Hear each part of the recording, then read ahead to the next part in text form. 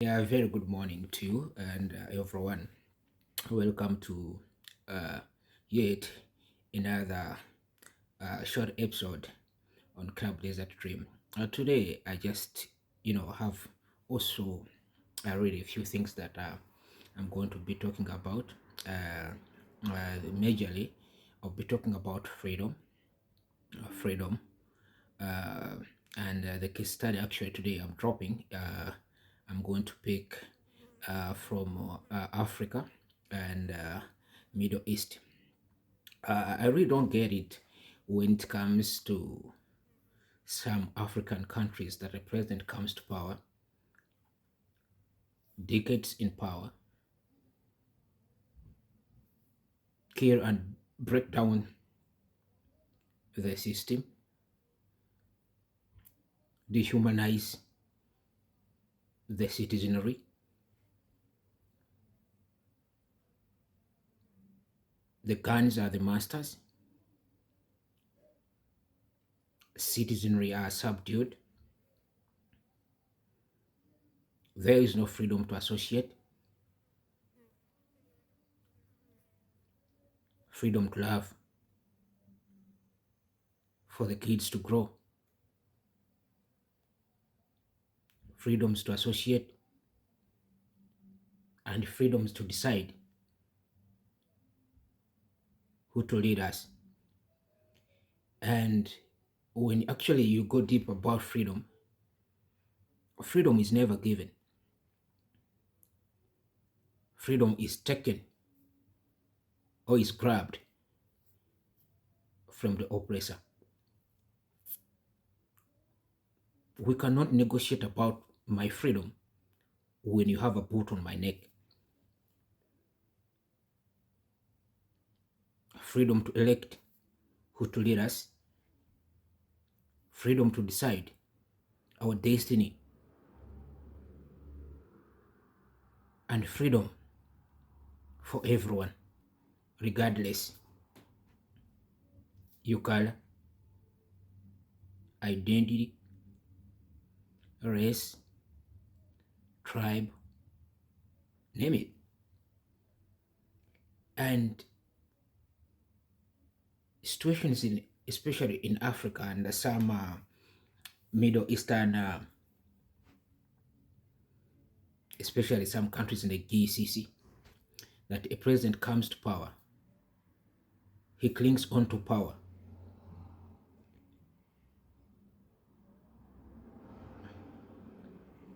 imprisonment, guns, sectarianism, nepotism, especially in Africa, is the order of the day. And after a period of good years, maybe 3 decades, you find out there are some people that will sit down and vigorously defend the scenario presidents in some countries, forgetting about tomorrow, that there is tomorrow. How will history judge you? How will history observe you? Are you serving one man? Are you serving yourself to gain uh, marriage in politics, to amass wealth, or you are fighting for equality and freedom for everyone? I totally agree with some of the statements that were made by Malcolm X during that era, that it's the bullet or the ballot. Imagine if the government has denied its citizenry to go to fair polls, fair elections, what do you expect citizens to do? The last case study take over Syria, Bashar al-Assad.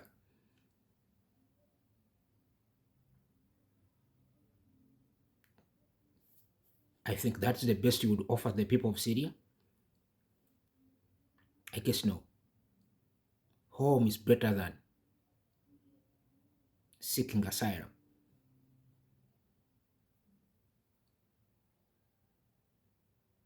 And countries and dictators do not learn.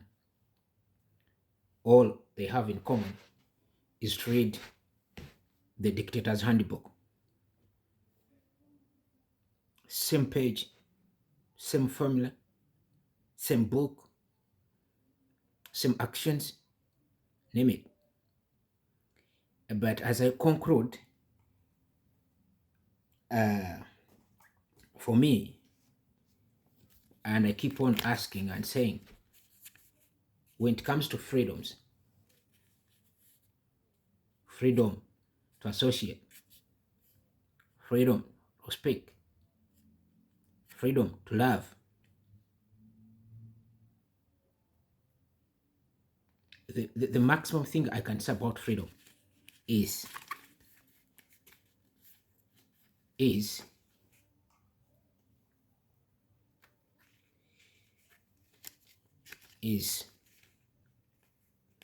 there is no negotiation for freedom.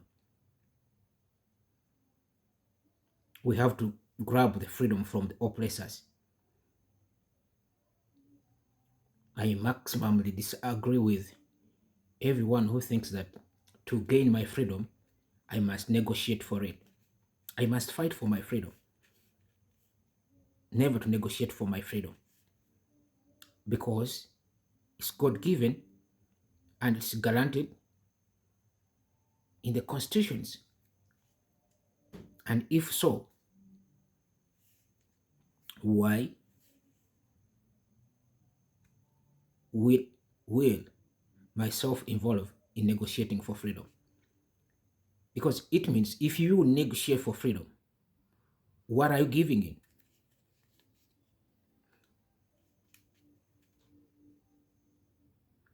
So today I'll end here, but it has really come to my notice that people want to negotiate freedom, negotiate freedom, negotiate freedom. We cannot negotiate for our freedom. We have to fight for our freedom. Freedom is taken from the oppressors, and the oppressors will never at one day wake up to give you freedom unless you fight for it. We must fight for freedom. We must fight for freedom. We must be heard.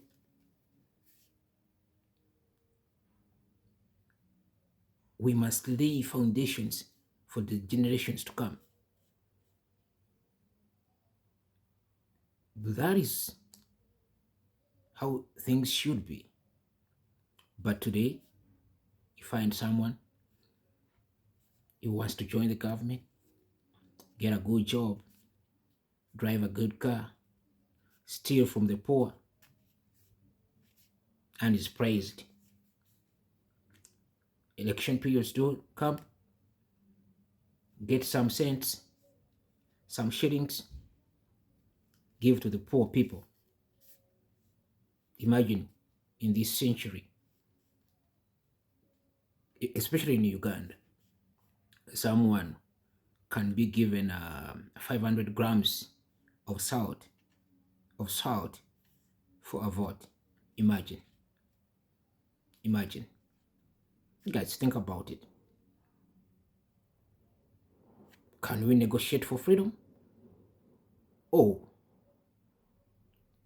can we fight for freedom? Thank you.